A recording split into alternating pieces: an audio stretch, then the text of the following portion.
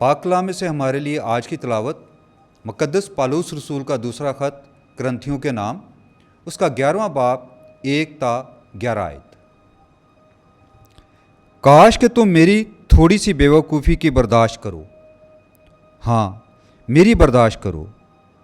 مجھے تمہاری بابت خدا کی سی غیرت آتی ہے، کیونکہ میں نے ایک ہی مرد سے تمہاری نسبت کی ہے، تاکہ میں تمہیں پاک دامن کنواری کی مانند مسیح کے پاس حاضر کروں۔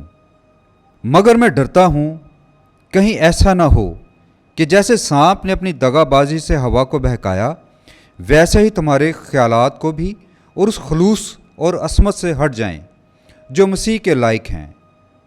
کیونکہ اگر کوئی آ کر دوسری یسوع کی منادی کرتا ہے جس کی ہم نے منادی نہیں کی تھی، یا اگر تم کوئی اور روح پاتے ہو جسے تم نے نہ پایا تھا، یا کوئی اور انجیل ملتی ہے جسے تم نے قبول نہ کیا تھا، تو تم خوب برداشت کرتے ہو، کیونکہ میں تو گمان کرتا ہوں کہ میں ایسے بڑے رسولوں سے کسی بات میں کمتر نہیں ہوں، اور اگرچہ تقریر میں بے شعور ہوں مگر علم میں نہیں، بلکہ ہم نے تو اسے سب باتوں میں ہر وقت تم پر ظاہر کر دیا ہے۔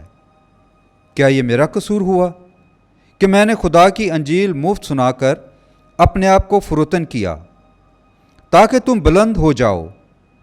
میں نے دوسری کلیسیاؤں کو لوٹا جب تمہاری خدمت کے لیے ان سے اجرت لی، اور جب میں تمہارے درمیان تھا اور محتاج ہو گیا تھا، تب بھی میں نے کسی پر بوجھ نہ ڈالا، کیونکہ میری احتجاج کو ان بھائیوں نے رفع کر دیا تھا جو مقدونیہ سے آئے تھے، اور میں ہر بات میں تم پر بوجھ ڈالنے سے باز رہا اور باز رہوں گا۔